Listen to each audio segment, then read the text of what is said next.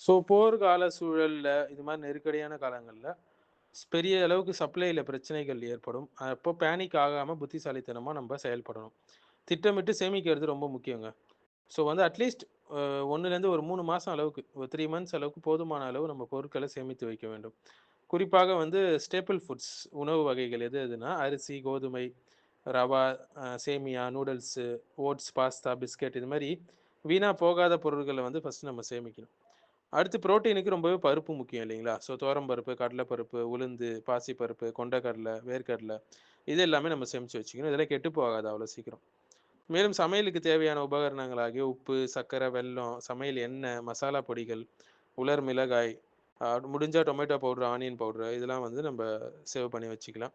நீண்ட நாள் கெடாத உணவுகள்னு பார்த்தீங்கன்னா வந்து, இப்போ இந்த பீனட் பட்டரு, ட்ரை ஃப்ரூட்ஸ் இருக்கு இல்லைங்களா?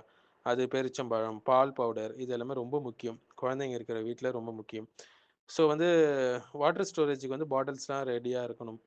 அடுத்தது உடல் நலத்துக்காக வந்து ஆரோக்கியத்துக்கு வந்து ஃபர்ஸ்ட் எய்ட் கிட்டு, ஜுரம் வந்தா பேராசிட்டமாலு, ஓஆர்எஸ் பவுடரு, டயரியா, வயிற்றுப்போக்கு இது போன்ற விஷயங்கள். ஏன்னா இது எல்லாமே விலை ஏறிடும். போர்க்கால சூழல்கள்ல. ஸோ ஆன்டிசெப்டிக் பேண்டேஜ், வலி பேண்டேஜ் இதெல்லாம் நம்ம வந்து ஸ்டாக் வச்சுக்கணும். வீட்டு அவசர தேவை பொருட்கள் ஃபார் எக்ஸாம்பிள் எலக்ட்ரிசிட்டி இல்ல அப்படின்னா, கம்மியா இருக்கு சப்ளை அப்படின்னா மெழுகுவர்த்தி, டார்ச் லைட் போன்ற விஷயங்கள், எக்ஸ்ட்ரா பேட்டரிஸ் வச்சுக்கணும். ஃபோன்னா பவர் பேங்க் எக்ஸ்ட்ரா வச்சுக்கணும். மேட்ச் பாக்ஸு, லைட்டரு இது எல்லாமே எக்ஸ்ட்ரா வாங்கி வச்சுக்கணும். சுகாதார பொருட்கள்ல பார்த்தீங்கன்னா, soap, toothpaste, detergent, sanitary products இது எல்லாமே நம்ம வச்சுக்கலாம். ஸோ கோல்டு வச்சுக்கிறது நல்லதா? இல்ல கேஷ் வச்சுக்கிறது நல்லதா? சில பேர் என்ன சொல்றாங்கன்னா, கோல்ட வந்து வித்து கேஷா வச்சுக்கிறது நல்லது அப்படின்னு சொல்றாங்க. அப்படி கிடையாது. 2மே வச்சிருக்கணும். ஸோ வந்து தங்கம் வந்து போர் அல்லது பொருளாதார பிரச்சனை போது வேல்யூ வந்து தங்கத்தோட வேல்யூ தங்கம் வந்து காசுடைய வேல்யூவ பாதுகாக்கும். ஸோ அதனால வந்து பலர் கோல்டாக மாத்தி வச்சுக்குவாங்க. தங்களுடைய சொத்துக்கள், தங்களுடைய நெறைய பணங்கள் எல்லாத்தையும். ஸோ கோல்டும் நம்ம வச்சுக்கணும். அதே நேரத்தில ஒரு 3 மாசத்துக்கு தேவையான கேஷும் நம்ப கையில வச்சிருக்கணும். கேஷ் வந்து தினசரி செலவுக்கு நமக்கு உதவும்.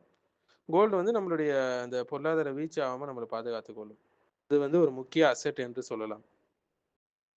ஸோ குறிப்பாக பிரில்லியன்ட்டா புத்திசாலித்தனமா சில ட்ரிக்ஸ் இருக்கு. ஒரு 10 ட்ரிக்ஸ் இருக்கு. இது போன்ற காலங்கள்ல என்னென்ன முன்கூட்டியே செஞ்சு வச்சுக்கணும் அப்படின்னு சொல்லி. இதுக்கெல்லாம் மேல கடவுளிடம் கையேந்த விடும். சரிங்களா? அல்லாஹ் கிட்ட வந்து துவா செய்யணும். ஏன்னா அல்லாஹ் தான் ரஸ்ஸாக், ராஸிக், ஹைருர் ராஸிகீன்.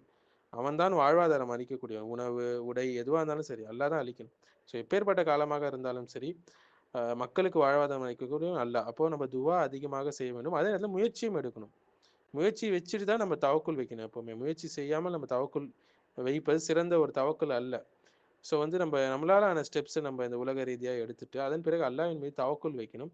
அல்லாஹ் நிச்சயமா யார் அல்லாஹ்வின் மீது முழுமையாக தவக்குல் வைக்கிறாங்களோ, அல்லாஹ் ஃபஹுவ ஹஸ்புஹ் அவனே போதுமானவன் தன்னுடைய அடியார்களுக்கு. ஸோ இது போன்ற காலங்கள்ல, குறிப்பா இந்தியா போன்ற நாட்கள்ல, சில பொருட்களுடைய பிரைஸஸ் அதிகமாகும் இல்லைங்களா? முக்கியமா petrol, diesel, cooking gas price, LPG price எல்லாமே அதிகமாயிடும்.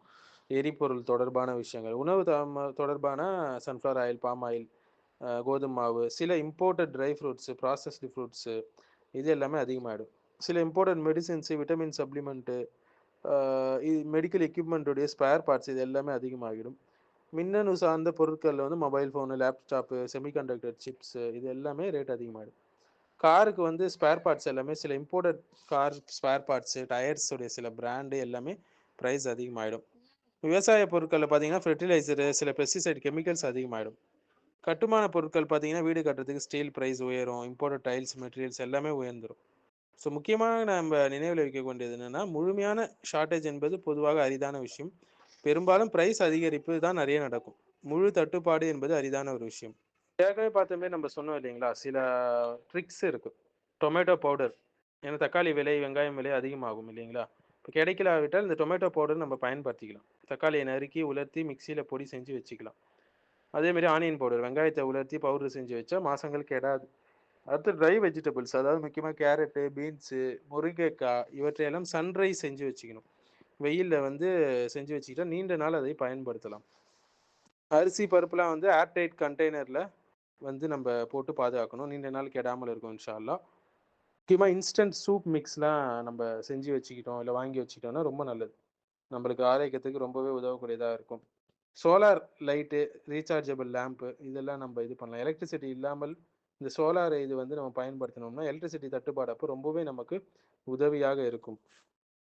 ஸோ ஏடிஎம், ஆன்லைன் பேமெண்ட்ஸ் வேலை செய்யாத பட்சத்துல ஸ்மால் கேஷ் ரிசர்வ் நம்மகிட்ட இருக்கணும். கொஞ்சமாச்சும் கேஷ் இருக்கணும்.